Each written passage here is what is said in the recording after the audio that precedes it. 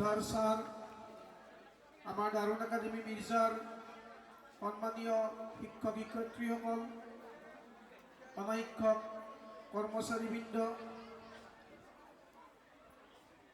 লগতে মোৰ মৰমৰ ছাত্ৰ ছাত্ৰীসকল,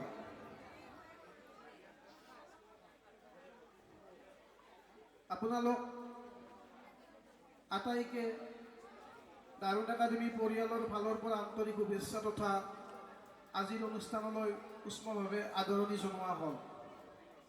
দাৰুণ একাডেমীৰ জন্মৰ পৰিকল্পনাৰে পৰা একাডেমীৰ উত্তৰণৰ লগত জড়িত ও একাডেমীৰ সৰ্বত্ৰ প্ৰকাৰৰ বিকাশত নিজৰ প্ৰতিভাৰ সৰ্বস্ব ত্যাগ কৰি থকা শ্ৰদ্ধাৰ শিক্ষাগুৰুসকলকো মোৰ অনুষ্ঠানলৈ আদৰণি জনালোঁ।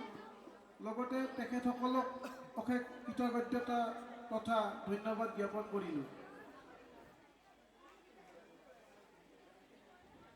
আমাৰ এইবাৰ 2024 বৰ্ষত উচ্চতৰ মাধ্যমিক চূড়ান্ত পৰীক্ষাত দাৰুণ একাডেমীৰ পৰা শিক্ষাৰ্থীয়ে উত্তীৰ্ণ হৈ একাডেমীৰ সন্মান তথা দৰ্জাক আৰু এখোপ ওপৰলৈ দাঙি ধৰা আমাৰ সকলোৰে মৰমৰ ছাত্ৰ ছাত্ৰীসকলক আমি আদৰণি তথা অভিনন্দন জ্ঞাপন কৰিছোঁ।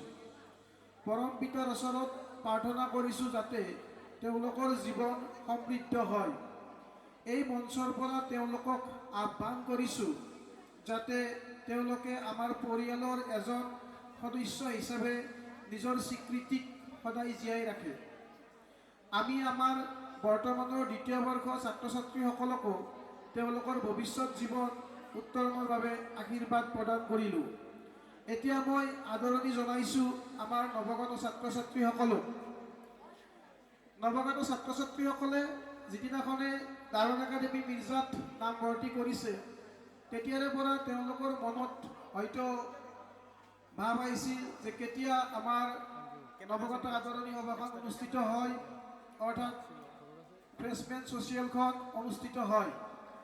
আৰু আমাৰ শিক্ষক শিক্ষয়িত্ৰীসকলে অলৰেডি তেখেতসকলক ক্লাছৰুমত আদৰণি জনাইছে আৰু আজি আমি একাডেমীৰ ফালৰ পৰা আনুষ্ঠানিকভাৱে তেখেতসকলকো আদৰণি জনাইছোঁ। দাৰুণ পৰিয়ালে আমাৰ অভিভাৱকসকলক কৃতজ্ঞতা জ্ঞাপন কৰিব বিচাৰে, কিয়নো তেওঁলোকে নিজৰ ল'ৰা ছোৱালীক ইয়াত নামভৰ্তি প্ৰদান কৰি আমাৰ একাডেমীখনৰ নিৰ্ভৰযোগ্যতাক প্ৰকাশ কৰাৰ সুবিধা প্ৰদান কৰিছে। এই চেগতে মই আমাৰ নৱাগতসকলক উদ্দেশ্যি মাত্ৰ দুটামান কথা প্ৰকাশ কৰাৰ মানস কৰিছোঁ। হে নৱাগতসকল, তোমালোকৰ শৈক্ষিক জীৱন সমৃদ্ধ হৈ উঠক।